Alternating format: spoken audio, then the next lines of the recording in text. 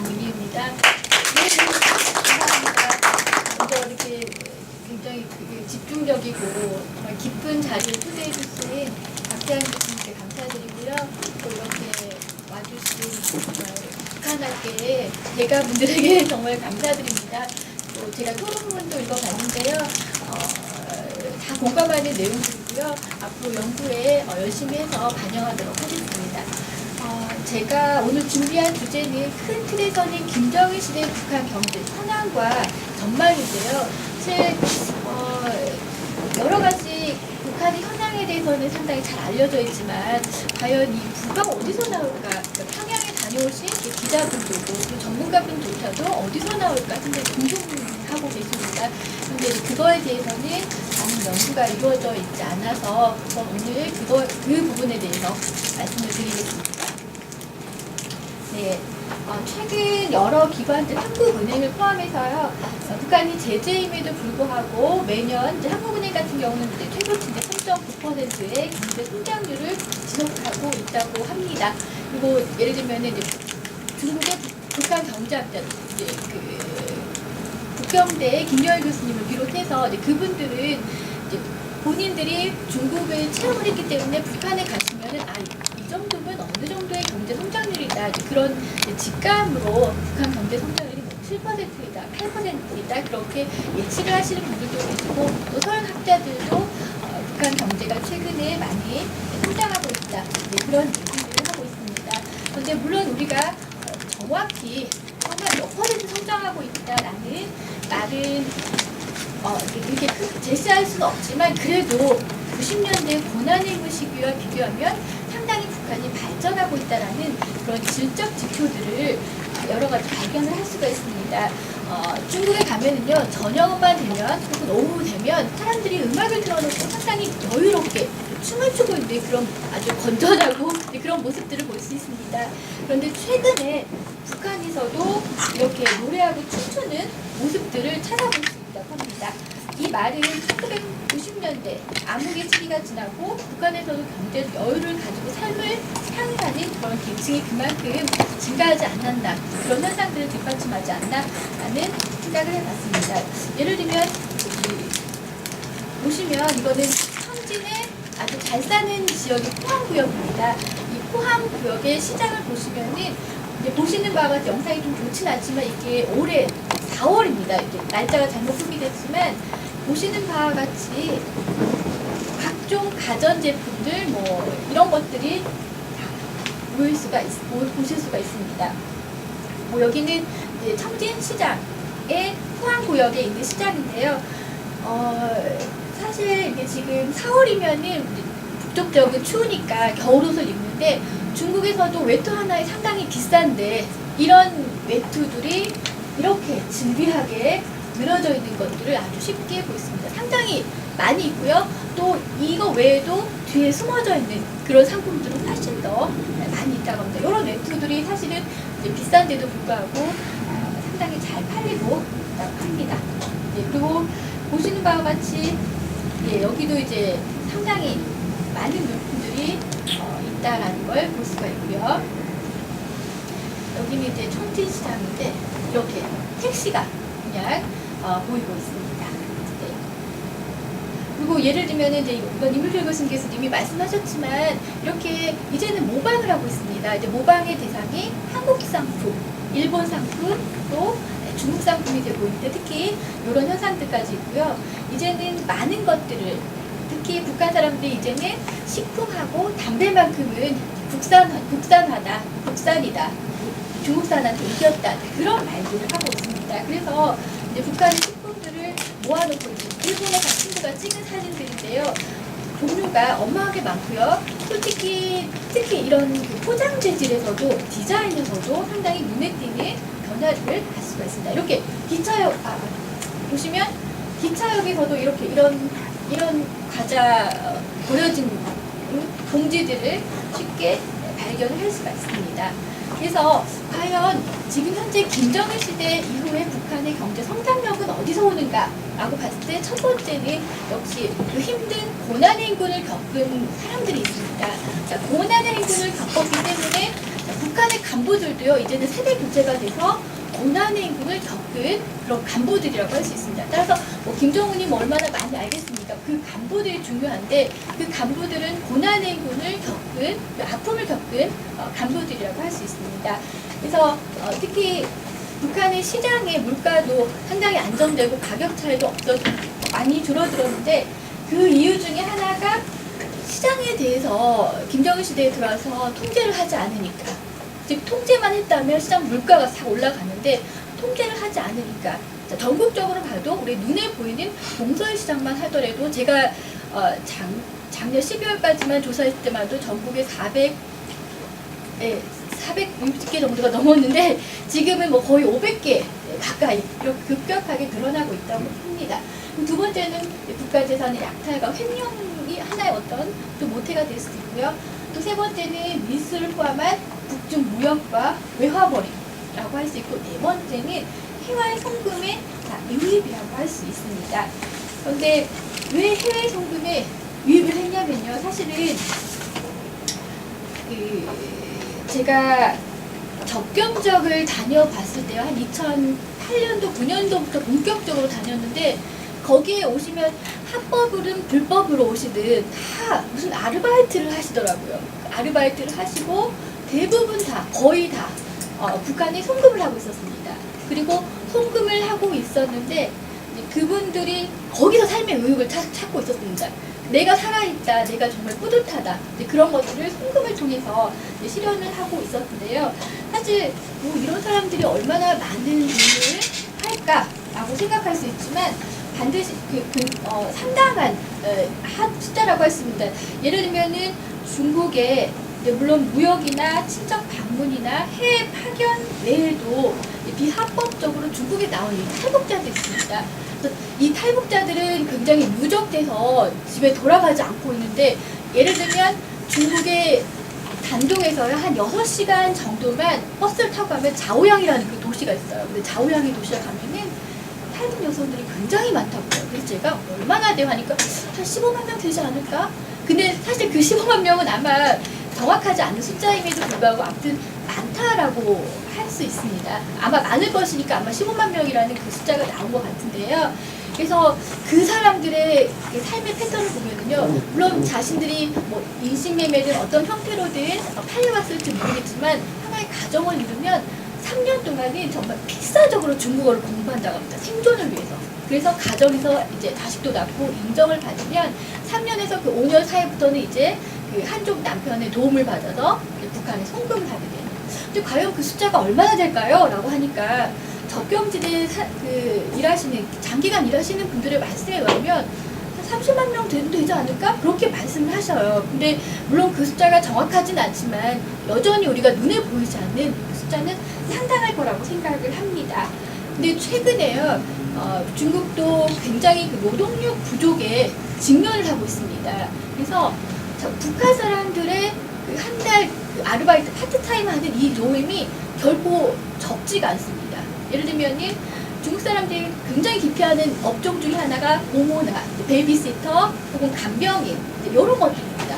이런 것들이 한 달 임금을 제가 다 조사하고 있는데, 만약에 투자 프리자까지 하면은 정말 한 달에 6,000엔 정도도 버는 사람들도 있고, 또 조선 사람들이 워낙 부지런하다 보니까 상당히 인정을 받아서 월급도 이제 점차적으로 많이 올라가는 그런 현상들도 발견을 할 수가 있었습니다. 그리고 이제 해외 그 노동자로 온 사람들도 있었는데, 단동에만 그 공안에서 파악하고 있는 숫자가 저 이번에 추석 때까지 조사한 거에 의하면 공식적으로 27,000명. 그 사람들이 보이지 않는 이유는 공장들이 다 예를 들면 단동에 외곽에 위치해 있기 때문에 눈에 띄지 않는 거라고 합니다. 근데 비공식적으로는 아마 4만 정도 있을 거라고 하는데, 단동에만 4만 정도라고 했을 때 아마 훈춘 같은 경우는 훨씬 더 저는 많다고 생각해요. 왜냐하면 훈춘은 단동보다 훨씬 더 경제적으로 낙후했기 때문에 지방정부 차원에서, 중앙정부 차원에서도 북한에서 노동자를 데려오는데 상당히 규제가 상대적으로 심하지는 않다고 하더라고요. 근데 그래서 이 사람 그리고 해외 파견자 나온 이 노동자들도 보면은요, 물론 국가에 가져가는 것도 있습니다. 그런데 이게 100% 90%가 아니라 한 30% 정도가 국가로 가는 것 같아요. 30%가, 그리고 나머지 30%가 그 기관 회사를 유지하기 위한 비용으로 들어가고요. 나머지가 이제 노동자들한테 이제 들어가는 그 비용인데, 이게 왜 큰 돈이 되냐면 이 사람들은 직장에서 다 숙식을 해결합니다. 숙식을 해결해서 그 돈이 정말 쓰지 않고, 거의 쓰지 않고 축적이 된다는 거죠. 그래서 이 돈을 가져가면 도대체 뭘 합니까? 라고 하니까 집을 사기 위해서 나왔다. 뭐 이런 그런 얘기들을 많이 하고 있습니다. 그래서 한국에도 3만 명 정도의 탈북자가 있는데, 이제 제가 물론 이제 탈북자들한테 조사를 하고 있지만, 중국에서 요걸 브로커로 일을 하는 사람들 보니까 평균 3달에 1,000달러 정도가 들어간대요. 북한으로 한 1인당. 그래서 근데 사실은 북중 접경지대에 있는 그런 사람들에 비하면 한국 사람들은 물론 액수는 많지만 한 번 들어갈 때 숫자로 따지자면 그렇게 많지 않을 것이다 라고 그렇게 말씀을 하셨습니다. 특히 보시면 사실 무역을 통해서 우리가 1년에 한 50억 달러가 넘지만, 이 사실 무역은요 수출과 수입을 총 합한 것입니다. 그래서 수입을 빼면은 그렇게 양이 적어지고, 또 이 수입한 것도 물품으로 다시 물품으로 다시 북한에 들어갑니다. 그리고 물품으로 들어가서 설령 이것이 장마당에 뿌려진다고 해도 북한 사람들의 그 가계를 조사를 해보면요, 북한 사람들은 요즘에 다 달러를 쓴다, 뭐 외화를 쓴다, 그렇게 말을 하지만 실제로 조사를 해보면 가계에서 대부분 차지하는 게 쌀과 뭐 생선, 채소, 야채입니다. 이런 것들은 단가가 낮기 때문에 내화로 거래할 수밖에 없습니다. 물론 외화를 가치의 저장 수단으로서는 사용하고 있지만, 그걸 실제로 사용하는 비율은 접경지대에서 물론 많았지만 내륙이나 그쪽에서는 그렇게 많지 않았습니다. 그래서 이 송금이라는 것은 직접 돈이 들어가기 때문에 상당히 파급 효과가 경제에 크지 않을까, 그렇게 생각을 해봤습니다. 근데 사실 이제 북한 내륙의 송금 시스템을 보시면 이제 그 북한의 시장이 전국적으로 네트워크망을 가지고 균등하게 발전하는 데 비롯됐다고 생각합니다. 예를 들면 지금은 평성에서 그 담배를 청진의 상인에게 CH 청진 상인에게 보내면요, 바로 돈이 가지 않고 이 이관 시스템, 어떤 물줄을 찾아갑니다. 청진에 예를 들면 CH1은 CH2 청진의 물줄을 찾아가서, 또 청진의 CH2 물줄은 평성에 연계가 돼 있어서 평성의 물주에게 그 자기가 받아야 될 돈을 대신 평성에 있는 PHY1에게 보내라, 이런 식으로 해서 장부상으로 그 돈이 이동하지 않고도 그 지역 간에 머무르는 그런 시스템이 발전했는데, 사실 이런 거는 예전에 없던 거였는데요. 그래서 종전에는 상인들이 현지에 와서 직접 필요한 상품을 날라갔다면, 지금은 앉은 자리에서 주문만으로 타적의 상품을 받아들일 수가 있습니다. 그 시장을 보면은 이렇게 도급 시장을 중심으로 네트워킹화가 다 되어 있는데요. 사실은 북한이 무역에 대해서 규제가 지금보다는 굉장히 강화되었기 때문에 누구나가 다 장사를 할 수 없었습니다. 북한의 화교나 북한의 화교나 연고자들, 중국에 연고를 준 사람, 조선족들이 상품을 그렇게 날라갔습니다. 그래서 북한의 시장이 90년대 초반 하더라도요, 이렇게 빨간색으로 친 북중 접경지대 시장이 형성이 되어 있습니다. 그래서 예를 들면 회령 같은 경우는 북한의 홍콩이다, 홍콩 시장이다, 그렇게 할 정도로 상당히 그렇게 활성화가 됐는데요. 그렇지만 90년대 이후로 고난행군을 겪으면서 당국이 무역회사의 설립 규제도 완화되면서 무역회사들이 많이 생겨났고, 또 동시에 이 무역회사의 와꾸를 빌려서 물건을 또 사올 수 있는 그런 개인들도 사올 수 있는 그런 관계가 형성이 되었습니다. 즉 물주들이 나타난다는 것이죠. 이 물주들이 바꿔 말하면 중국의 민관과 북한의 이 민관들이 하나의 그런 상품 판매 네트워크망, 유통망이 형성이 됐다는 것입니다. 그러다 보니까 시장들이 이렇게 보시는 바와 같이 북쪽에는 교통도 편리하고 중심 도시는 청진으로 몰리고요. 남쪽에는 이 평성으로 이렇게 몰리는, 그래서 하나의 큰 전국의 도매시장이 형성이 됩니다.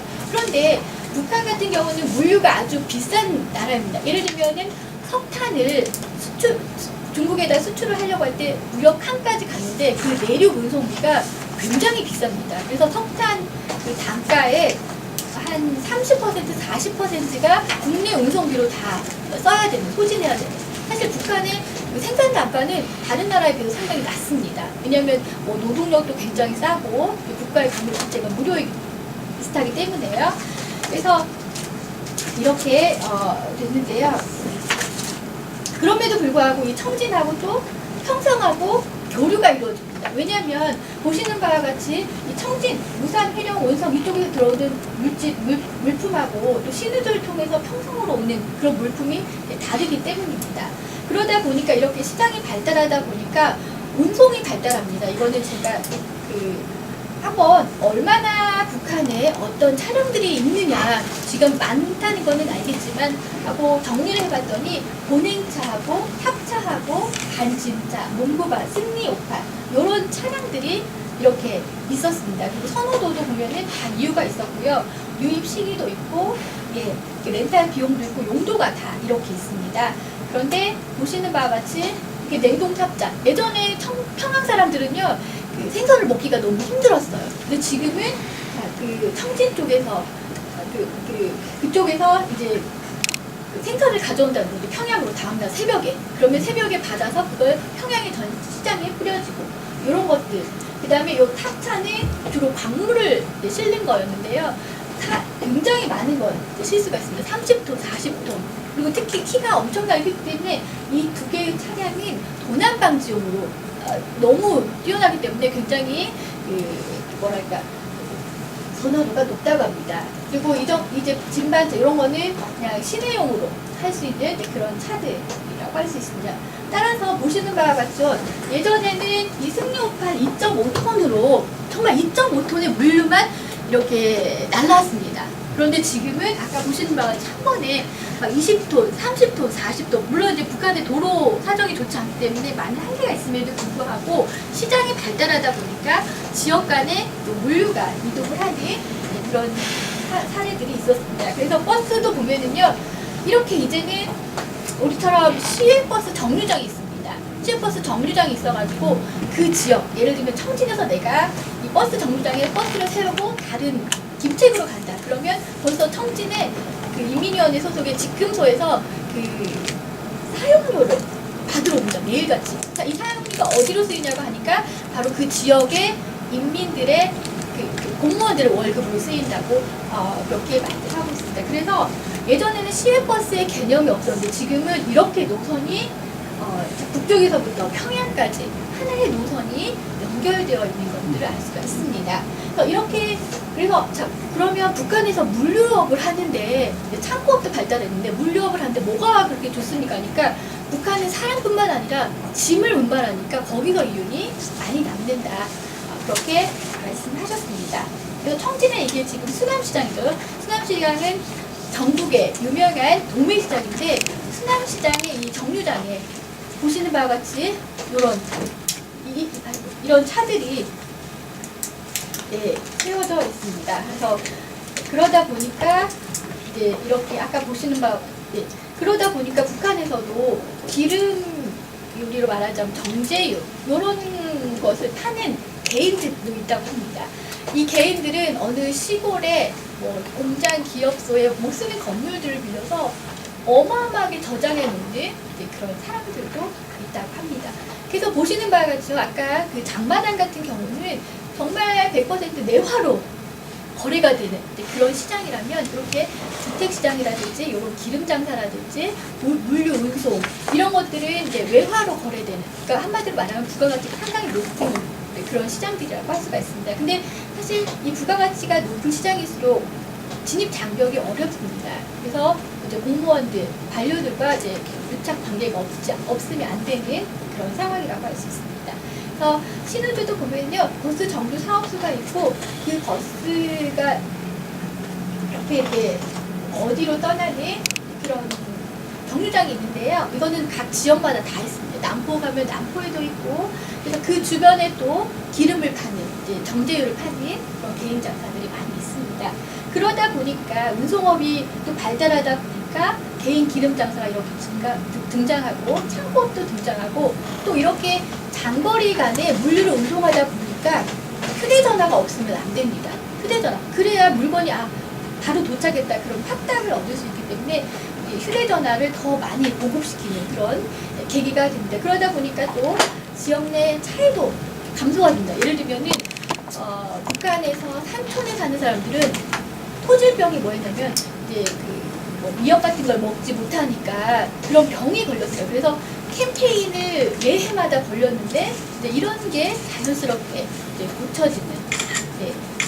그래서 정보도 확대되고 이동의 제한도 하고, 따라서 이제 제 생각은 이렇게 북한 시장이 전국 네트워크 망을 가지니까, 자, 북한의 이런 이관 시스템, 송금을 할 수 있는, 돈이 이동하지 않고도, 자, 평성의 상인과 청진의 상인 서로 돈을 굉장히 많이 굴립니다. 서로 양쪽에 돈이 쌓입니다. 그리고 물건도 대량으로 운송을 하고, 그러다 보니까 굳이 돈을 이동할 필요가 없고 장부상에서 그냥 결제를 하면 되고요. 이런 물주들이 바로 그 돈장사, 이렇게 송금도 해주고 해주는 그런 주체로 등장을 한다고 할 수 있습니다. 그런데 우리 자세히 보시면은 북한에 이제 사금융, 여기 이불조 교수님께서 사금융 아주 대가신데요. 사금융이 발달을 했는데요. 이렇게 사금융이 마치 그 국내에서 자생적으로 생겨난 것처럼 보이지만 그 기원을 살펴보면은 저는 북중 간의 비공식 민간무역 결제 시스템으로 거슬러 올라가야 된다라고 생각을 합니다. 사실 이제 북중무역은 보따리 무역에서, 민간무역은 보따리 무역에서 시작되었다고 과언이 아닌데요. 90년대 초반에도 민간무역은 조선족, 북한하고 중국 연고자 등 이 사람들이 한정되다가 갑자기 90년대에 무역회사에 대한 규제가 완화되니까 무역회사도 많아지고 상품도 무역회사가 대량으로 가져오게 됩니다. 그래서 저는 북한의 물가가 안정되는 이유 중에 하나도 이제 이렇게 상품을 날라다올 수 있는 주체가 늘어났고 상품이 그만큼 많아졌기 때문에, 물론 화폐의 관점에서도 설명할 수 있겠지만 이렇게 물질적인 관점에서도 생각을 할 수 있을 것 같습니다. 이러다 보니까 왕도매상이 생겼고, 왕도매상은 중국에 직접 가지 않고도 전화 주문만으로 북한에서 상품을 직접 받아볼 수 있게 되었습니다.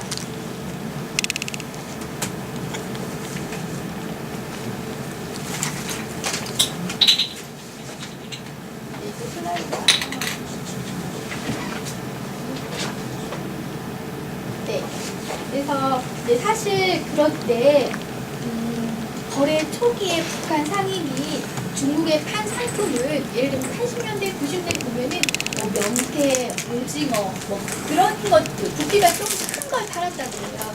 이제 그 다음에 해상으로 옮겨가고, 그러다가 중국 사람들도 개혁 개방에 의해서 생활 수준은 높아졌지만 산업이 그만큼 뒷받침되지 못하니까 일본을 통해서 들어온 이런 일본 TV라든지 일본 엔화라든지 세이코식이라든지 그런 것들이 북한을 통해서 중고자동차라든지 그런 게 바로 중국으로 넘어갔습니다. 그래서 당시 중국 사람들도 세이코식이 하나면은 자식 일년 농사를 다 지을 수 있는 그 정도의 가치였다고 합니다. 근데 그러다가 어느 순간 중국 사람들도 이제 금에 대한 수요가 증가합니다. 따라서 아까 로 인해서 북중 민간 교역에도 금이 되는데요.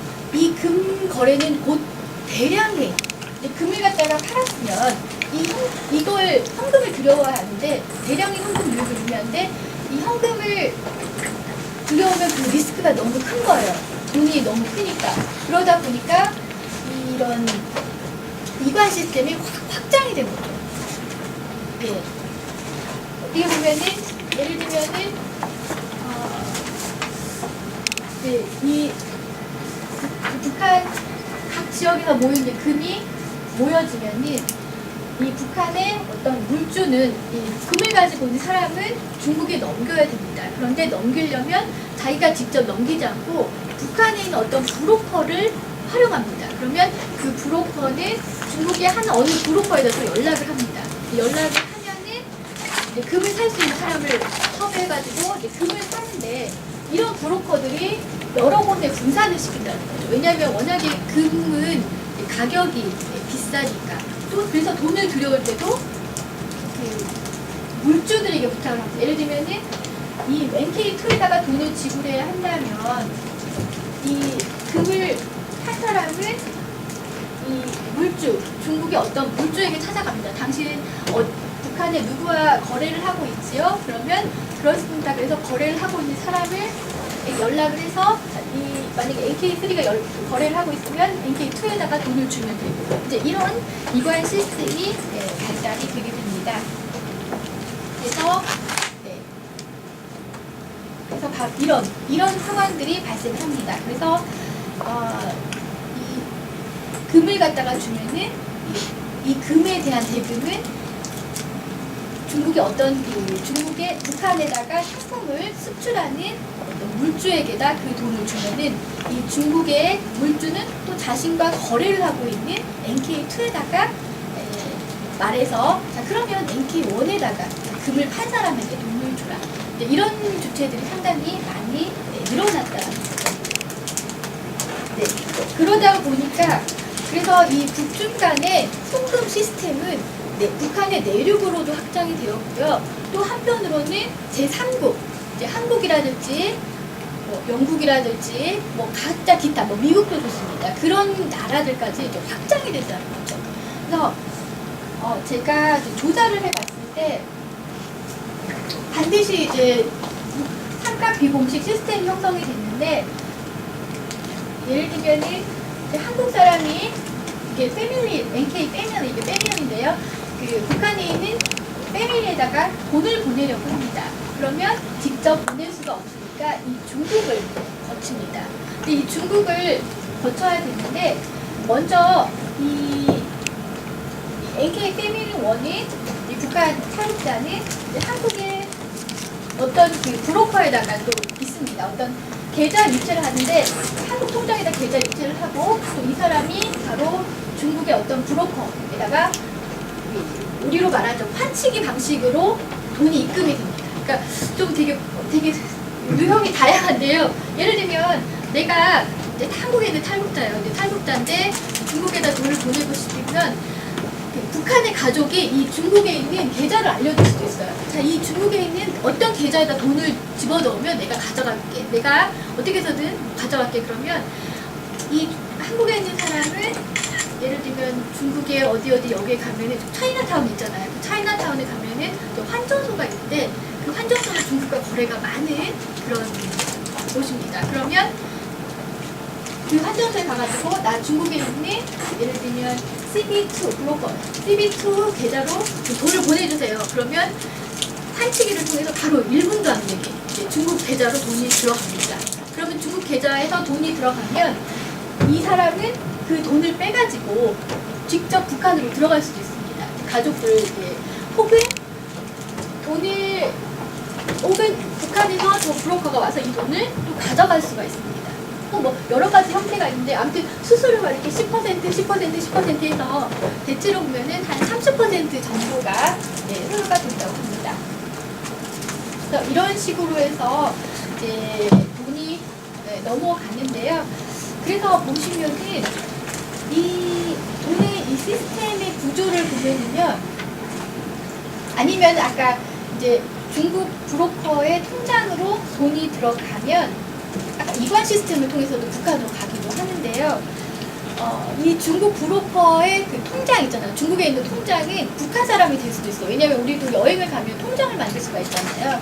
그래서 북한 사람이 될 수도 있고, 즉 바꿔 말하면 화교처럼 북한과 중국을 잘 왕래할 수 있고 통장을 중국에서 개설할 수 있는 이런 사람들의 통장이 된다라는 것입니다. 그래서 이런 식으로 되는데 사실 이렇게 북한의 비공식 중개업자 간 네트워크를 통해 송금하는 비공식 자금 시스템은요. 말씀드린 것처럼 환칙이나 이슬람의 하왈라, 인도의 후디, 회관, 즉 이것과 굉장히 그 시스템이 유사하다는 거죠. 특별한 것이 없다라는 것이죠. 다만 이제 뭐냐면 이 북한의 송금 시스템, 비공식 송금 시스템은 중국을 경유하고 있고 또 아직은 송금 수수료가 원금의 한 30% 상당히 많이 차지한다라고 할 수가 있습니다. 근데 이게 워낙 리스크가 크기 때문에 또 그 30%를 어디다 쓰는지 얘기를 들어보면 나름대로 또 뭔가 이유가 있는 것 같더라고요. 네. 그래서 이렇게 보면은 왜 이렇게 중국을 통해서 북한 내륙으로도 송금 시스템이 확장이 되고 또 한국 등 외국으로까지 이런 시스템이 확장이 될 수밖에 없을까 그렇게 생각을 해봤을 때 바로 북중 간에 한해서만은 인프라가 서로 함께 쓰고 있다는 거죠. 확장되어 가고 있다는 거죠. 지금 북한에 장사하는 사람들은 중국과 어떻게 장사를 하냐면 중국의 대방에다가 휴대전화로 단동에 신류에 가면은 이런 핸드폰 케이스가 있어. 그 케이스가 얼마짜리인데 그걸 하나 한번 샘플 한번 보내봐. 그러면 중국 사람이 이제 단동의 사람이 신류에 가서 그걸 보고 그걸 사진을 다 찍어서 정확한 상품의 그 정보를 갖다가 휴대전화를 통해서 이제 정보를 제공을 합니다. 그럼 위챗도 되고 카카오톡도 되는데 제공을 하면은 그래 이거 가격이 맞고 그 상품에 뭐 여러 가지가 맞으면 이거 트럭으로 그러면 뭐 보내줘. 그럼 일주일 만에 온다고 합니다. 바꿔 말하면 이제 그 접경 지역에 한해서만이라도 중국은 인프라를 깔지 않았습니다. 통신 인프라를. 그럼에도 불구하고 전화가 통합니다.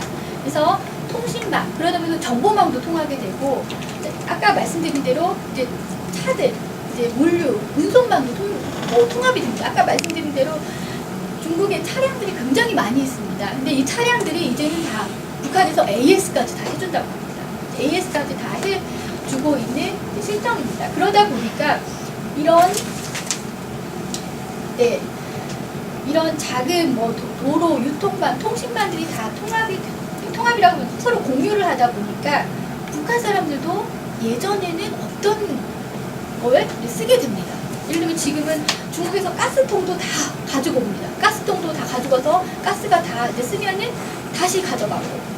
그리고 예전에는 막 빨간색, 붉은색 그런 거 싫어했는데 이제 북한 사람들도 이제 신호주에 가면 정말 중국스럽다고 할 정도로 화려하고 뭐 입맛도 변합니다. 입맛도 예전에는 중국술 향이 난다고 해서 싫어했는데 지금 중국술 이렇게 마이쮸를 마시고 이제 그런 공통된 문화까지도 형성이 되고 있다고 할 수 있습니다. 네, 이제 그리고 또 이 송금 시스템의 특징이 뭐냐면 익명성이 보장이 되고 브로커가 한쪽이지만 북한 화교나 중국 조선족들이 중간에 있어 언어나 문화적 장벽이 없는 편리성이 있기 때문에 확대가 되고 있는 것 같아요. 그리고 무엇보다도 24시간 전후로 너무 신속하게 이게 수취인에게 송금이 직접 들어가고 있습니다. 그래서 이거는 이제 제가 좀 표를 다 분석을 좀 다시 수정을 좀 해야 될 것 같은데요. 그럼에도 불구하고 이렇게 북한 주민들이 해외에서 이 벌어들인 소득 바꿔 말하면 어떤 거냐면 여기에서 해외 송금은 합법과 불법을 망라하고 해외 건너간 모든 북한 사람이 해외에서 벌어들인 임금 소득을 본국의 가족에게 이제 아무런 대가 없이 이전하는 소득인데요. 이런 것들의 장점이 뭐냐면 이제 그대로 축적되어 가족에게 전달이 되고 특히 수취인이 뭐 예를 들면 무역에 종사할 수 있는 사람들은 한정되어 있을 수 있습니다. 그렇지만 송금은 상당히 어떤 서민층도 있고 서민층에게 만약에 서민층이 돈을 받으면 장롱 속에 둘 여유가 없습니다. 이 사람들은 바로 장마당에 나가서 돈을 써야 됩니다. 그래서 어떻게 보면은 이 해외 송금은 이제 김정은 시대에 의해서 항상 말하는 이 민생 경제, 지방 경제를 강조하고 있는데 이 민생 경제와 지방 경제와 연관이 깊고 더 파급 효과가 있지 않을까. 그리고 이 화폐의 절대 유입량이 증가를 하면은 상품의 유통도 원활하게 한다고 할 수 있습니다. 예를 들면은 순천에 사는 사람이 해난에 와서 중국에서 보낸 송금을 받으면 그 돈을 바로 그대로 고향에 가지 않고 순천에서 어떤 희소한 상품, 차부소품이라든지 그런 상품을 사가지고 갑니다. 근데 그 뭐 해단에 샀다고 해서 자기가 그 차부속을 충전까지 가져가는 게 아니라 그냥 그것도 택배 시스템으로 받는다는 거죠. 네, 그렇게 해서 어떻게 보면은 이건 물론 장기적으로 좀 더 중장기적으로 지켜봐야 될 거지만, 그리고 이제 제가 지금 조사를 하고 있는데 이 돈이 어디 용도로 쓰이느냐, 그거는 저도 이제 지금 계속 이제 조사를 하고 있는데, 송금을 북한에서 받았던 사람에 한해서 이렇게 조사를 해야 되기 때문에 좀 한계가 있지만 그래도 당연히 조사를 해야 될 항목이라고 생각을 합니다. 그래서 북한 경제에 미치는 영향이 어떤지는 좀 더 연구가 축적이 돼야 할 것 같습니다. 그래서 그렇지만 이제 또 이제 제재가 강화되고 있고요. 또 제가 이번에 추석 때 단동에 가서 봤을 때 물론 이제 노동자들이 북한 식당도 그대로 운영이 되고 있었고, 또 아직도 이제 인가관을 하고 계시는 분들도 계셨지만, 중국에서 120일 정도의 시간을 줬다고 해요. 12월 20일이면 다 이제 철수해서 들어가야 되는데, 그거에 대해서 대체로 많이 이제 걱정하고 있는 그런 상황이라고 할 수 있습니다. 그래서 이런 제재가 아마 이 송금에도 영향을 미치지 않을까, 네, 그렇게 생각을 합니다. 그럼 발표는 여기서 마치도록 하겠습니다.